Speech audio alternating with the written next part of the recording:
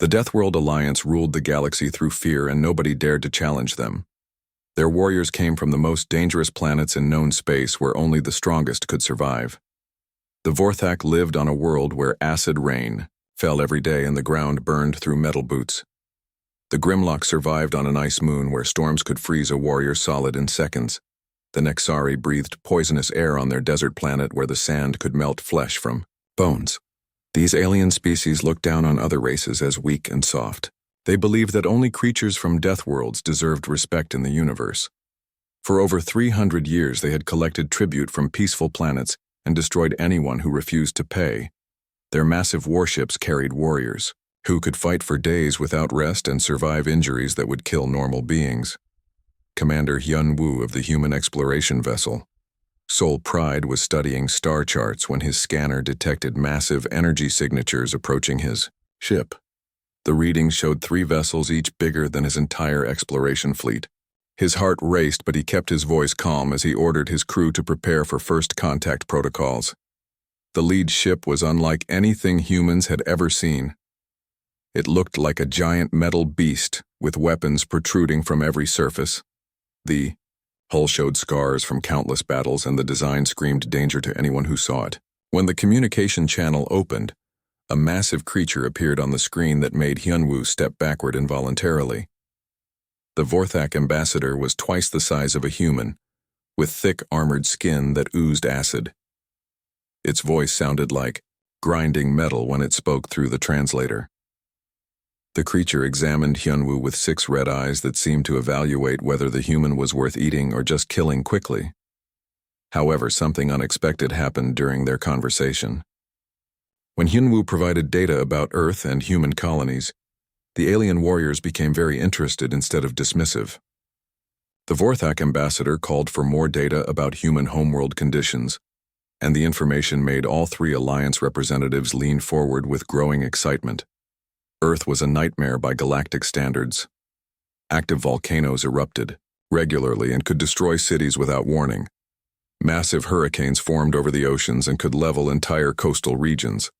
Earthquakes split the ground open and swallowed buildings whole. Tornadoes appeared suddenly and tore apart everything in their path. Floods drowned vast areas while droughts turned fertile land into dust. The wildlife was equally terrifying to most galactic species. Humans shared their world with predators that hunted in coordinated packs. Poisonous creatures could kill with a single bite. Plants produced toxins that caused horrible deaths. Microscopic organisms caused diseases that could wipe out populations. Ocean predators grew to enormous sizes and could bite spacecraft in half. But the most shocking revelation was that humans had no natural defenses against any of these threats. They possessed no armor plating like the Vorthak. They could not survive freezing temperatures like the Grimlock. They had no resistance to toxins like the Nexari. Yet somehow they had not only survived on this death world, but had actually thrived and spread across it. The Alliance representatives exchanged glances that Hyunwoo could not interpret. The Grimlock warrior spoke next, and its voice rumbled like an avalanche. It wanted to know how humans had survived when they seemed so physically weak compared to true Deathworld species. The question was asked with genuine curiosity rather than mockery. Hyunwoo found himself explaining human history and adaptation without revealing too much about their capabilities. He described how humans had learned to work together to overcome environmental challenges. He mentioned their ability to create tools and modify their surroundings rather than just enduring harsh conditions. He spoke about human ingenuity in finding solutions to problems that seemed impossible. The Nexari representative made a sound that the translator indicated was approval. It spoke about how most species either adapted physically to their worlds or died out completely. The Alliance had never encountered a species that seemed to adapt through intelligence and cooperation, rather than evolutionary changes. This made humans very interesting to them. What followed was an invitation that surprised everyone, including Hyunwoo himself. The Deathworld Alliance wanted to offer humanity membership in their organization. This was unprecedented because the Alliance had never recruited new members before. They had formed their partnership centuries ago and considered themselves the only true survivors in the galaxy. The ambassador explained that membership in the Alliance came with benefits that most species could only dream about. Alliance worlds were protected from invasion by the combined might of all member fleets. Trade routes controlled by the Alliance were the most profitable in the galaxy. Most importantly, Alliance membership meant respect and fear from every other civilization in known space. However, membership also came with responsibilities and tests. New members had to prove their worth through trials that had killed many hopeful candidates over the years. They would need to demonstrate that they truly came from a death world and possessed the strength to survive alongside the galaxy's most dangerous species. The Alliance representatives transmitted coordinates for Nexus Station, where the formal invitation would be presented to human leadership. They warned that the journey itself would be dangerous as Alliance space was filled with hazards that destroyed ships from softer worlds. Only true Deathworld vessels could make the trip safely. After the alien ships departed, Hyun-woo found himself staring at empty space while his crew worked quietly around him. The implications of what had just occurred were staggering for humanity. Earth had been isolated from galactic politics for so long that most humans assumed they were alone in the universe. Now they had been invited to join the most feared organization in known space. The message he would send back to Earth would change everything for human civilization. Admiral Jin Ho and the Earth Defense Council would need to decide whether humanity was ready to take its place among the galaxy's apex predators. The invitation was both an incredible opportunity and a potentially deadly trap. Hyun-woo began composing his report while wondering if he had just helped humanity take the first step toward greatness or destruction. The Alliance creatures had seemed impressed by human survival abilities, but they clearly expected much more from potential members. Whatever tests awaited humanity would likely be unlike anything they had ever faced before. The Soul Pride turned toward home carrying news that would soon reach every human colony and outpost. Humanity had been noticed by powers beyond their understanding, and the galaxy would never look the same again. Whether this first contact would lead to prosperity or catastrophe remained to be seen, but one thing was certain: the age of human isolation had ended forever. 3 weeks after Commander Hyun-woo returned to Earth with news of the Alliance invitation, Admiral Jin Ho stood before the Global Defense Council in Geneva, making the most important decision in human history. The data from the first contact had been analyzed by every expert on the planet, and the conclusion was unanimous. This was an opportunity humanity could not afford to miss. Captain Boram from the Diplomatic Corps had been chosen to lead the human delegation to Nexus Station along with a carefully selected team of representatives from every major nation on Earth. The journey through Alliance space would take 2 months and serve as the first real test of human capabilities in the dangerous regions controlled by the Deathworld species. The human fleet consisted of 5 vessels, including 2 military escorts and 3 diplomatic ships, carrying the delegation and supplies for extended operations in hostile space. The ships had been upgraded with the best technology Earth could provide, but everyone knew they were still primitive compared to Alliance vessels that had been designed for survival. In the deadliest regions of the galaxy, as the human fleet entered Alliance territory, they immediately encountered the hazards that made this space so dangerous. Radiation storms that could kill unprotected crews swept across their path every few hours. Asteroid fields moved in unpredictable patterns that had crushed countless ships over the centuries. Gravitational anomalies pulled vessels off course and into the crushing embrace of dead stars. But something unexpected happened during the journey. Instead of struggling to survive like most visitors to Alliance space, the human crews began adapting to the dangerous conditions. With remarkable speed, Captain Boram watched with growing pride as her people found creative solutions to problems that had destroyed other civilizations for generations. Engineer Da-Yun modified the ship's radiation shielding using techniques developed for deep space mining operations. The improvements were so effective that the human vessels could travel through radiation storms that forced even Alliance ships to take shelter. Navigator Tae-min used pattern recognition skills learned from studying Earth weather systems to predict asteroid field movements with uncanny accuracy. The military escort ships commanded by Colonel Minho began treating the journey like an extended training exercise. His crews studied every hazard they encountered and developed new tactical procedures for operating in Alliance space. Within weeks, the human fleet was moving through dangerous regions faster and safer than the Alliance guides had thought possible. When the fleet finally reached Nexus Station, the massive fortress impressed everyone aboard the human vessels. The station was built inside a hollow asteroid and reinforced with armor plating that could withstand direct hits from capital ship weapons. Docking bays were designed for vessels 3 times larger than human ships, and the corridors could accommodate creatures the size of small buildings.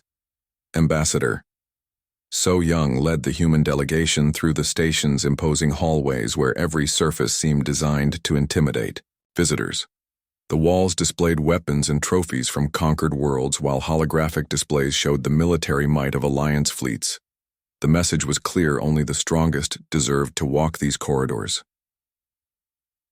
The welcoming ceremony took place in the Great Hall, where representatives from all Alliance worlds had gathered to evaluate the newest candidates for membership. The Vorthak delegation occupied a section of the hall where acid-resistant platforms protected them from their own corrosive bodily fluids. The Grimlock warriors stood in an area kept at freezing temperatures that would kill most species in minutes. The Nexari representatives breathed through filtration masks that allowed them to survive in the station's atmosphere, while their section of the hall was filled with the poisonous gases they required. The sight of so many deadly creatures gathered in one place would have terrified most galactic species, but the human delegation maintained their composure with quiet dignity. Alliance Supreme Commander Vraktor addressed the assembly with a voice that rumbled through the hall's massive speakers. The ancient Vorthak warrior had led the Alliance for over 2 centuries, and his presence commanded absolute respect from every creature present. His 6 red eyes focused on the human delegation, with obvious curiosity mixed with skepticism. The commander explained that membership in the Deathworld Alliance required more than just surviving on a dangerous planet. Candidates must prove they possessed the warrior spirit necessary to stand alongside the galaxy's most feared species. They must demonstrate that their world had truly forged them into creatures capable of thriving in conditions that would destroy lesser beings. The traditional test involved survival on Karax 7, a volcanic moon that served as the Alliance's proving ground for new members. The world was a hellscape of active volcanoes, toxic atmosphere, and deadly native predators. Most candidates barely survived the required week-long trial, and many died despite constant monitoring by Alliance observers. Ambassador So Young accepted the challenge on behalf of humanity without hesitation, but her calm confidence puzzled the Alliance representatives. They were accustomed to candidates who showed either desperate bravado or barely concealed terror at the prospect of facing Karax 7. The humans seemed almost relaxed about the entire situation. Sergeant Minho was selected to lead the human test team of 12 volunteers representing different specialties from military combat to scientific research. Each volunteer had been chosen for their expertise in survival situations and their ability to work effectively as part of a coordinated team. The selection process had taken months and involved candidates from every branch of human services. The night before departure to Karax 7, the human team gathered in their assigned quarters aboard Nexus Station to review their plans and equipment. Alliance observers monitoring their communications were surprised by what they heard. Instead of desperate strategizing or emotional farewells, the humans discussed their upcoming trial, like it was an interesting camping trip. Dr. Wonshik, the team's biologist, expressed excitement about studying the unique ecosystem they would encounter. Engineer Kyung-soo looked forward to testing some new equipment designs in extreme conditions. Medic Yoon-ji reviewed treatment protocols for volcanic gas exposure with the casual manner of someone preparing for routine duty. The Alliance observers had monitored hundreds of test candidates over the years, and they had never seen such calm preparation. Most species spent their final night before Karax 7 in prayer meditation or desperate attempts to steel themselves for the ordeal ahead. The human attitude seemed almost insulting to the gravity of the situation. When morning came, the human team boarded their transport vessel with the same quiet confidence they had shown throughout their stay at Nexus Station Alliance. Representatives who had come to see them off were struck by the absence of dramatic speeches or emotional displays. The humans simply checked their equipment one final time and prepared for departure, as the transport ship carrying the human test team disappeared into hyperspace toward Karax. 7 Supreme Commander Vrak Tor turned to his advisors with a thoughtful expression. The ancient warrior had seen many species attempt the trials over his long lifetime, but these humans were unlike anything he had encountered before. The betting pools that Alliance warriors maintained for test candidates showed interesting odds. Most observers expected the humans to survive based on their impressive journey through Alliance space, but few believed they would thrive on Karax 7. The way they would face the trials remained to be seen, but one thing was certain: the next week would reveal whether humanity truly belonged among the galaxy's apex predators. 6 months after humanity joined the Deathworld Alliance, the first real problems began to surface. What had started as admiration for human ingenuity slowly turned into concern as Alliance leaders realized that human methods were fundamentally changing their organization. The changes were subtle at first, but they spread through Alliance space like a virus that infected everything it touched.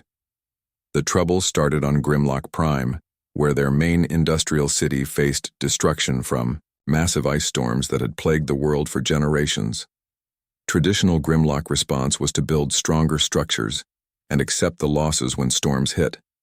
It was a matter of honor and strength to endure what their world threw at them, without complaint or compromise.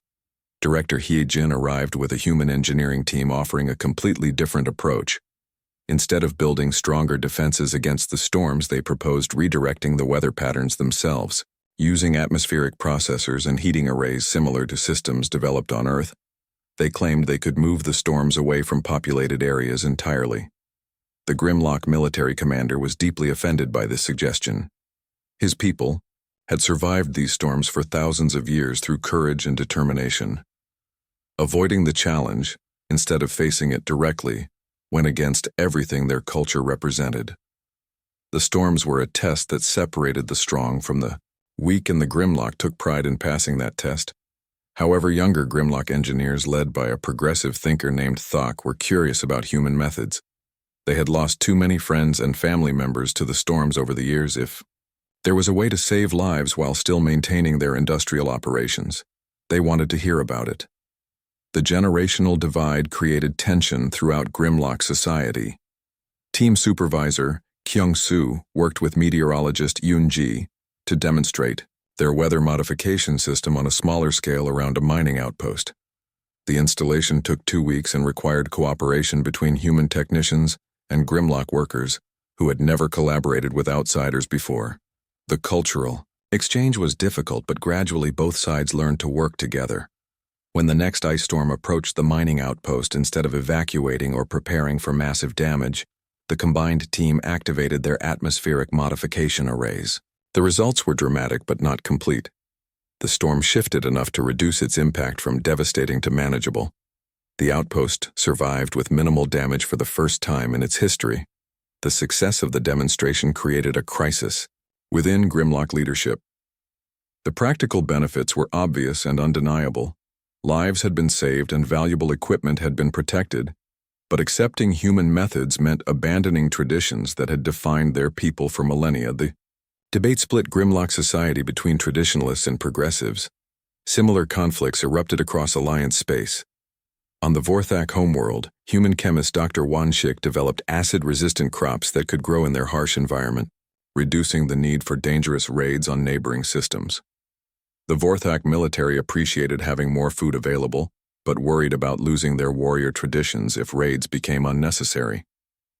The Nexari received help from human desert specialist Dr. Jiwoo, who showed them how to extract moisture from their poisonous atmosphere using techniques developed in Earth's harshest deserts.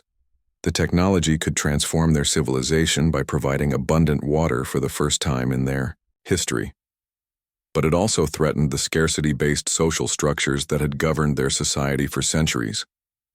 Human solutions kept appearing wherever Alliance species faced traditional hardships. Trade routes that had been deadly for generations became safe highways after human navigation teams mapped passages through asteroid fields and radiation zones.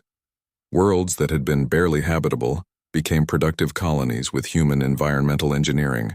The Alliance military doctrine faced its greatest challenge during joint training exercises. General Subin commanded human military advisors who demonstrated tactics that made traditional alliance methods look primitive, where alliance forces relied on overwhelming strength, and endurance humans used strategy, misdirection, and psychological warfare to achieve superior results. During one memorable exercise, alliance forces attacked a fortified position using their standard frontal assault tactics. The defenders were human, troops who did not try to match their attackers' superior physical strength. Instead, they used decoys, ambush tactics, and environmental advantages to defeat a numerically superior force without losing a single soldier. The alliance commanders were impressed by the results but deeply disturbed by the implications. The exercise proved that intelligence and planning could overcome raw strength and endurance.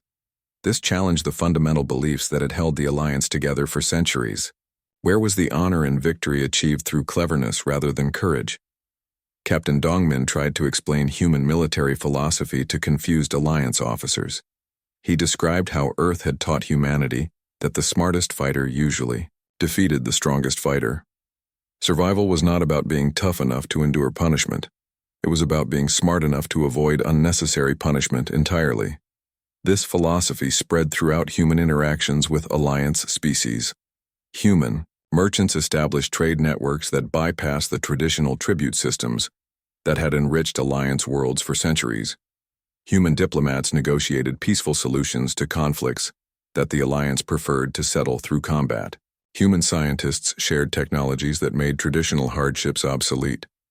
Most troubling of all, younger members of alliance species began adopting human methods despite opposition from their leaders.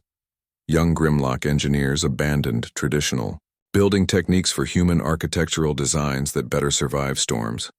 Young Vorthak farmers started using human agricultural methods that produced more food with less danger. The alliance leadership watched their warrior culture slowly eroding as practical human solutions replaced time-honored traditions. What had started as respect for fellow Deathworld survivors was becoming a threat to everything the Alliance represented. The humans were not trying to conquer Alliance space, but their very presence was conquering Alliance minds. President Chang Ho of the human delegation tried to address these concerns in emergency meetings with Alliance leaders.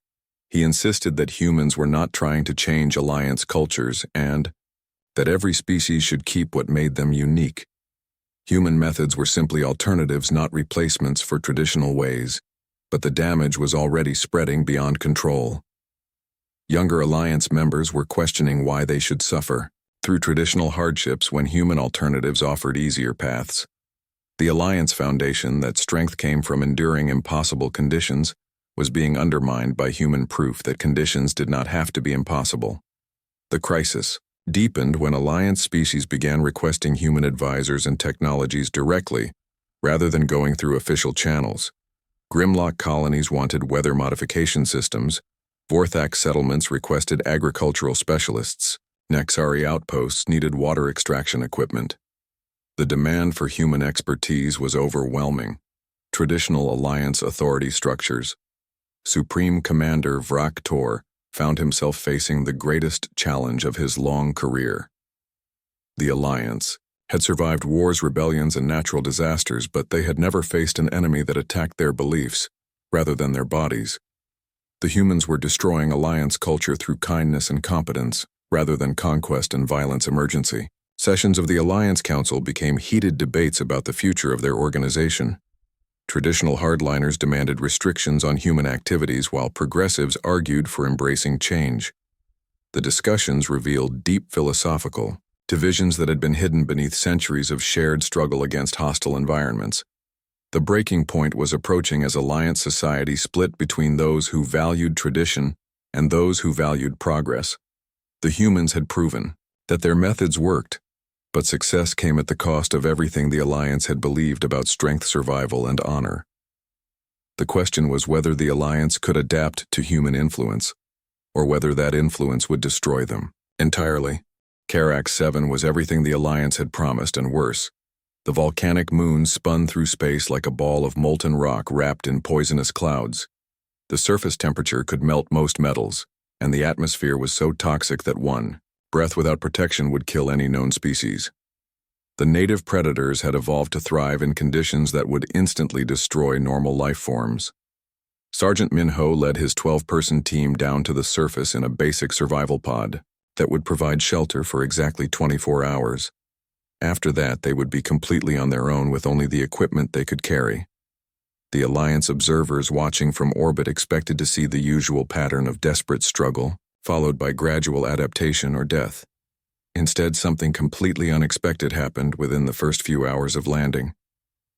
The human team did not frantically search for shelter or fight against the hostile environment like every other species had done before them. They calmly surveyed their surroundings and began working together with an efficiency that surprised the monitoring. Alliance representatives Engineer Da-un immediately began studying the volcanic activity patterns around their landing site instead of simply avoiding the dangerous areas. She identified geothermal vents that could provide power and heat sources that other species had never thought to utilize. Biologist Won-shik started collecting samples of the toxic atmosphere and native minerals with obvious excitement rather than fear. The team established their base camp using a combination of their survival pod and materials they gathered from the environment itself. Within 6 hours, they had expanded their shelter and created a filtration system that turned the moon's poisonous atmosphere into breathable air. The Alliance observers had never seen anything like it in centuries of monitoring survival trials. By the end of the first day, the humans were not just surviving, they were beginning to thrive. Medic Yunji had identified several native plants that contained useful compounds for treating injuries. Team leader Jun-sik had organized hunting parties that successfully captured some of the smaller predators for food, rather than simply defending against attacks. The monitoring Alliance representatives called an emergency conference aboard their observation ship. Supreme Commander Vraktor himself joined the discussion because the reports from Carrack 7 were unlike anything in Alliance records. Most species spent their first week simply staying alive long enough to be rescued. The humans appeared to be building a permanent settlement. Navigator Tai Min had mapped safe travel routes across the volcanic terrain and discovered caves that provided natural protection from the worst environmental hazards. Engineer Kyung-soo designed tools using volcanic glass and native metals that were actually superior to some standard Alliance equipment. The team was turning the Deathworld into a resource rather than treating it as an enemy to endure. On the third day, something happened that shocked even the most experienced Alliance observers. The native predators of Carrack 7 began avoiding the human settlement instead of attacking it constantly, like they did with other species. The humans had not defeated the creatures through superior strength or armor. They had studied predator behavior patterns and used psychological tactics to establish dominance. Dr. Hae-jin, the team's anthropologist, had worked with Won-shik to understand how the predators communicated and organized their pack structures. Using this knowledge, the humans created warning systems and territorial markers that convinced the native creatures to hunt elsewhere. The predators seemed to recognize the humans as a more dangerous threat than they appeared. By the 5th day, the human settlement had grown into a functioning colony complete with power, generation, water purification, food production, and defensive systems. The team had even begun recreational activities including games and storytelling sessions around their geothermal heating units. The Alliance observers could not believe what they were witnessing. Engineer Da-yoon had created a geothermal power system that was more efficient than anything currently used on Alliance worlds. The design was so innovative that several Alliance engineers requested detailed technical specifications. The system used the moon's volcanic activity as an energy source rather than simply surviving. Despite the dangerous conditions, biologist Won-shik had cataloged over 30 new species and identified their potential uses for everything from medicine to construction materials. His research notes were more comprehensive than studies conducted by Alliance science teams over much longer periods. The human approach to xenobiology was completely different from anything the Alliance had encountered. Most shocking of all, the humans had begun terraforming their immediate area. Botanist Jiwoo had successfully grown earth plants using modified volcanic soil and atmospheric processors.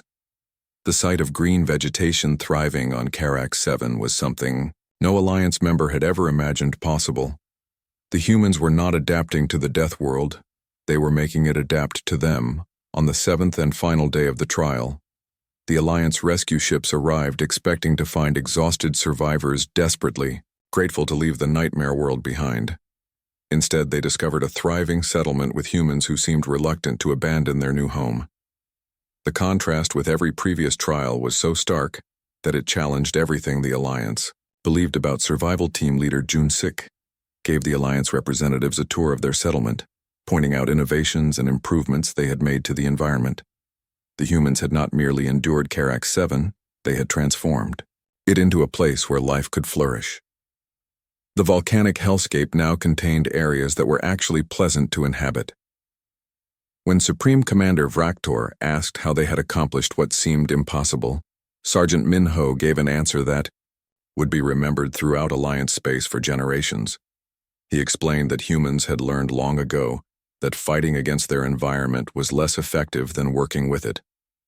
Earth had taught them to find opportunity in adversity. The Alliance representatives realized they were dealing with something unprecedented in their long history. These humans did not survive through superior physical adaptations or greater endurance. They thrived through intelligence, cooperation, and an ability to see possibilities where others saw only obstacles.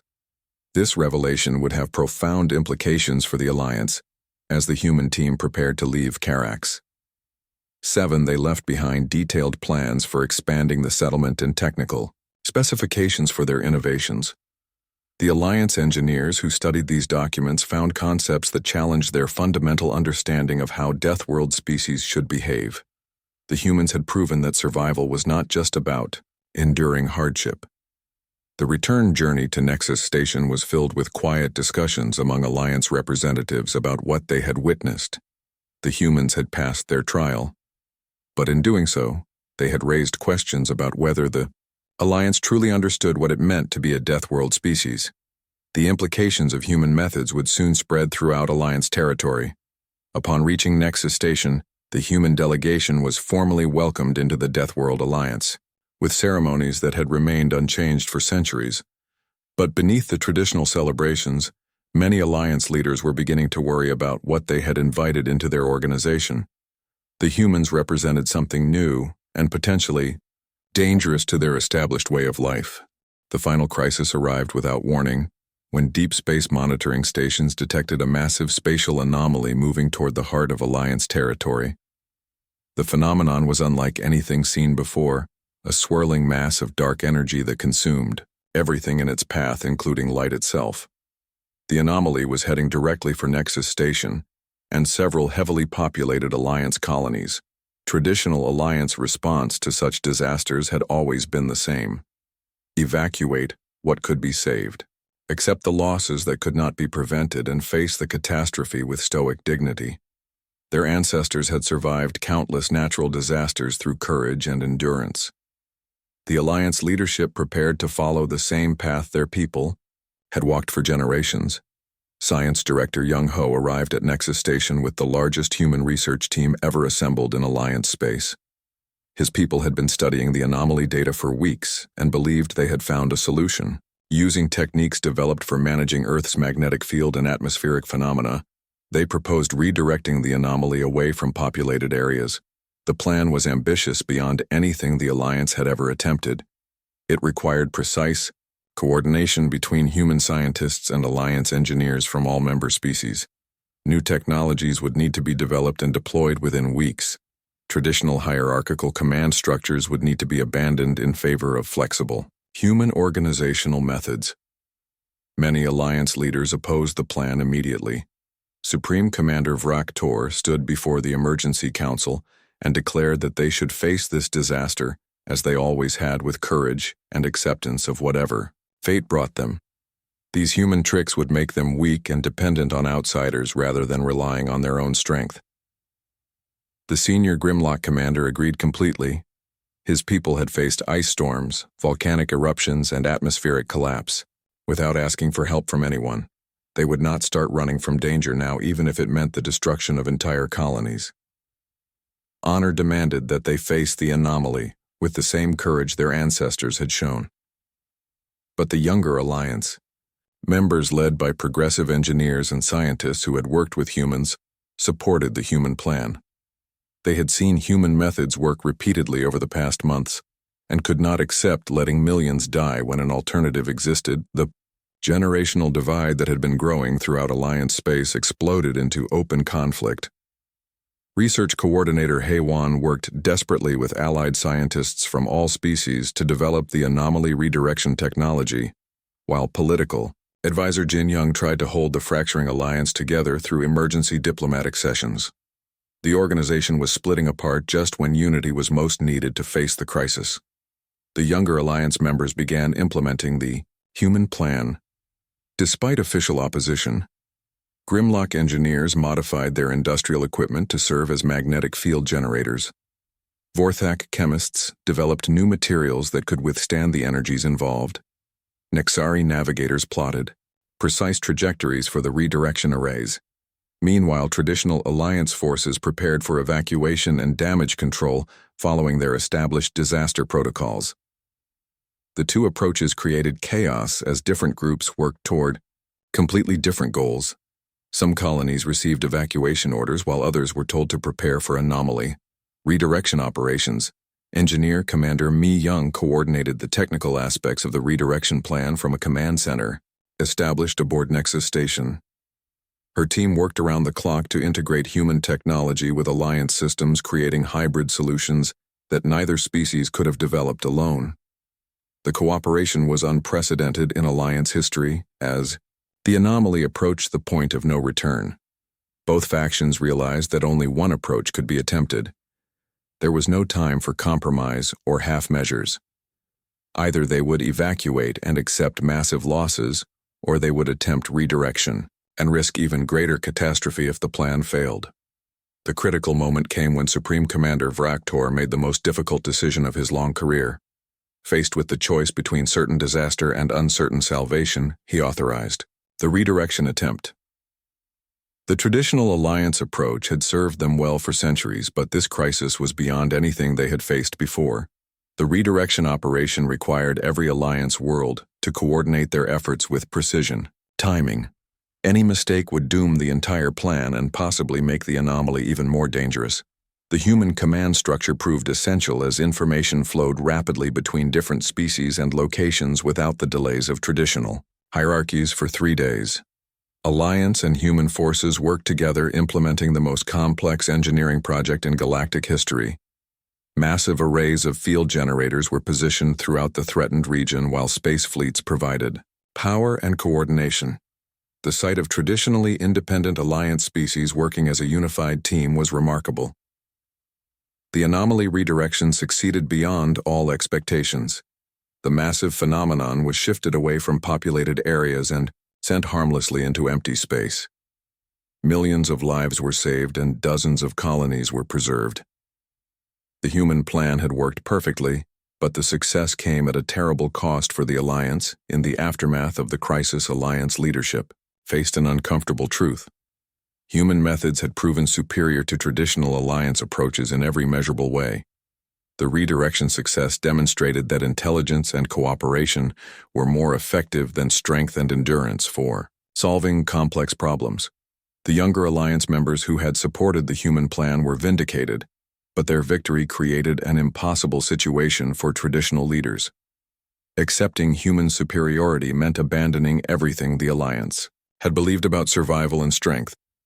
Rejecting it meant ignoring evidence that could have prevented the crisis entirely.